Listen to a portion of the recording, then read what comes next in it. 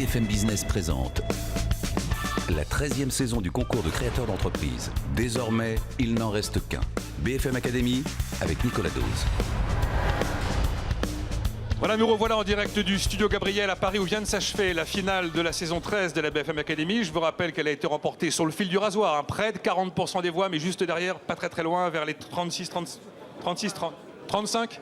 Voilà, en tout cas, c'est WeMaintain, la plateforme spécialisée dans la maintenance d'ascenseurs qui remporte cette saison 13, qui remporte donc une campagne Jade Francine et ses associés d'une valeur de 150 000 € en valeur publicitaire sur l'antenne de BFM Business. Elle a été emmenée par Fabrice Marcella. Fier, Fabrice? Je suis très fier, ça n'a pas été un match facile, les autres étaient très bons aussi, mais Jade a fait vraiment la différence. Un succès incroyable, enfin, bravo encore à Jade et à toute son équipe et bravo à WeMaintain. Bon, c'est un peu à chaud, Jade, mais comment vous avez vécu cette saison de la BFM Academy? C'est un peu intense. Là, le match avocat-procureur, il n'y a pas de quartier. Comment ça s'est passé? Justement, on s'est beaucoup préparé avec Fabrice, avec l'équipe, parce que je savais qu'Evelyne allait poser des questions très compliquées. Donc on s'est bien préparé. Je savais également que les autres candidats étaient de très haut niveau. Du coup, on s'est entraîné pour ça. Je suis super contente pour l'équipe, les techniciens qui étaient là, les clients. C'est top. Voilà. Vous avez une idée du message que vous voulez, parce que vous avez eu pas mal de temps pour vous exprimer, le message à un moment que vous avez pu délivrer pendant cette finale, qui a peut-être fait la différence? Je pense que c'est la mission de WeMaintain en fait, qui est vraiment de revaloriser les métiers techniques, parce que sans revalorisation des métiers techniques, on n'a pas de service en fait, on ne peut pas avoir de service dans les bâtiments, et c'est là-dessus qu'on travaille. C'est ce qui fait qu'on est autant animé, je pense, par notre projet, et je suis contente que ça ait pu toucher les gens. Et Jade, première expérience média, première expérience de communication grand public pour WeMaintain avec cette émission? Ouais, ça n'a pas été facile. On a re-regardé les vidéos avec Fabrice. Bon, c'est pareil, on s'est entraîné. Enfin, c'est beaucoup de travail, en fait, tout simplement. On a répété la séquence avocat-procureur vendredi. Hein. Sans connaître les arguments des procureurs. Hein. Non, sans connaître, mais toute l'équipe avait préparé justement les arguments en regardant toutes les vidéos. Et puis nous-mêmes, on passait sur le grill. Hein. Enfin, on a passé l'après-midi à faire ça. Alors, à côté, effectivement, de la BFM Academy, Fabrice Marcella, il y a toute cette vie incroyable du village Baïséa. Le village de Paris, c'est le plus important? En tout cas, c'était le premier, c'était la version bêta aussi, hein, donc on apprend aussi beaucoup des autres.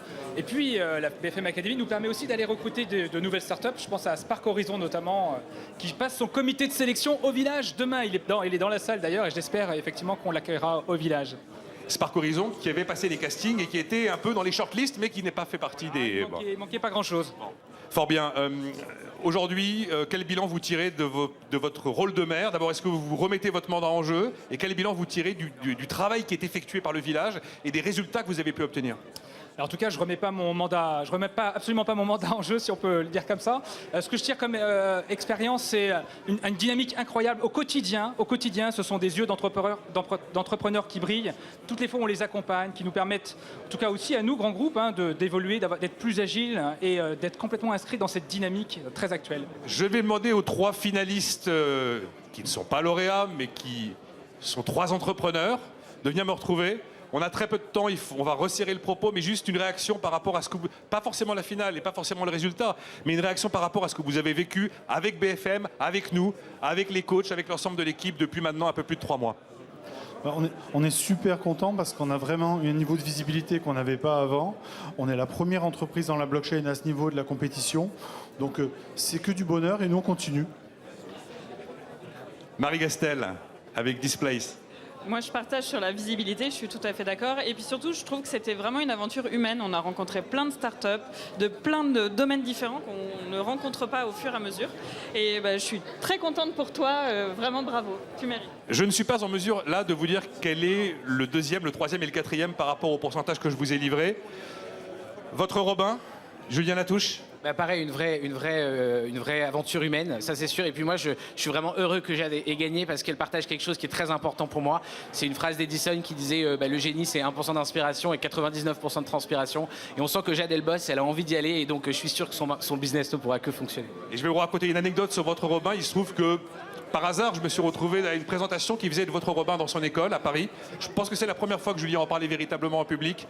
C'était il y a moins d'1 an ou à peine 1 an. Et je peux vous assurer qu'en 12 mois, la capacité qu'il a de parler de votre Robin a totalement changé par rapport à ce que j'avais entendu la première fois. Et on en avait parlé pendant le petit cocktail dans une des salles du lycée. C'était à Chaptal. Carnot. Le lycée Carnot à Paris. Carnot. Bien, je vous félicite tous d'avoir participé à cette finale. Bravo évidemment à Wimentain, Jade Francine. Félicitations à Fabrice Marcella de l'avoir quand même bien coaché, puisqu'on est arrivé à ce résultat ce soir, quasiment 40% des voix. Je vais vous laisser regagner la salle et je vais accueillir notre partenaire pour le prix coup de cœur numérique qui est remis tous les ans à l'issue de cette finale, remis par notre partenaire Agaric, filiale d'Atos. Et j'accueille Yannick Tricot, le directeur de la division infogérance d'Atos France. Bonjour monsieur. Et alors vous avez à côté de vous, dites-moi qui vous avez à côté de vous.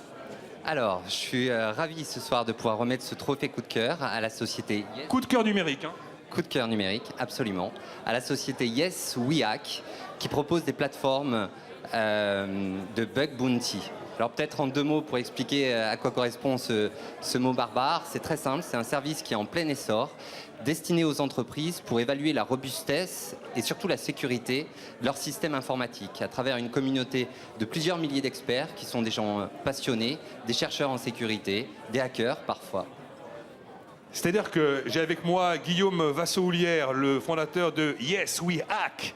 En fait, vous êtes une place de marché. J'ai une entreprise, je veux tester la robustesse de mon système d'information et vous allez me mettre dans les mains de hackers spécialistes pour essayer de planter mon truc. Et je vais vous rémunérer à la faille. Plus la faille est grosse, plus je vous paye cher. Mais je suis obligé d'avoir une confiance absolue dans les pirates que vous allez mettre sur mon business. Alors, c'est des hackers éthiques qui, c'est vrai qu'on est dans un système de confiance, ça c'est important. Il y a une gamification, il y a aussi toute une armée de juristes avec qui on a travaillé derrière pour avoir justement un écosystème de confiance. Et après, l'expertise, on a besoin d'expertise. Il n'y aura pas de transformation numérique, il n'y aura pas de super belles sociétés comme on a vu qui vont vouloir se développer sans sécurité informatique. Aujourd'hui, il y a des failles partout, dès qu'il y a du code dans votre voiture, dans le site internet, etc. Donc aujourd'hui, en fait, on va agréger une communauté d'à peu près, sur notre plateforme, on est 6000. Voilà. On a 6000 experts qui représentent à peu près 74 pays. On est la plus grosse en Europe.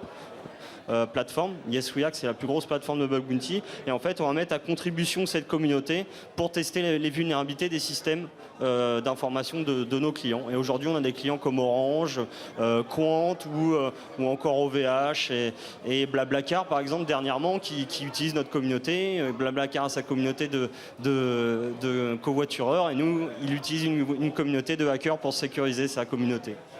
Vu le pédigré des clients, effectivement, on peut penser que c'est des gens à peu près informés. Alors, Yannick Tricot, pourquoi est-ce que Agaric a flashé sur la communauté des gentils pirates de Yes We Hack? Alors, Atos, par la voie de sa filiale Agaric, est un des leaders européens dans le domaine de la sécurité.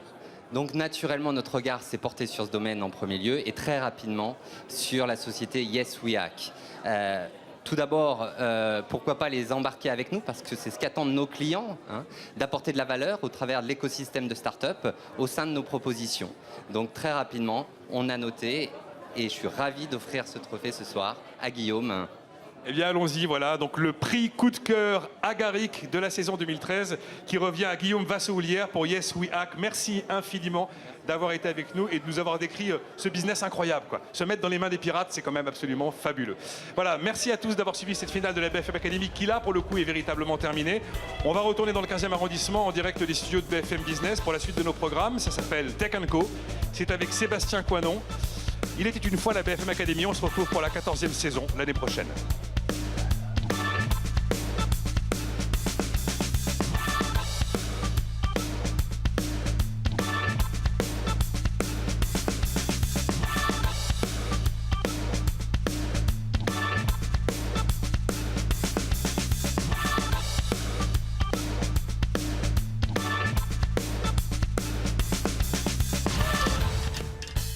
BFM Academy.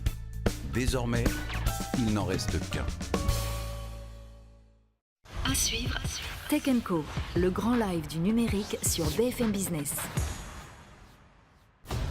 BFM Business et la CNCGP vous donnent rendez-vous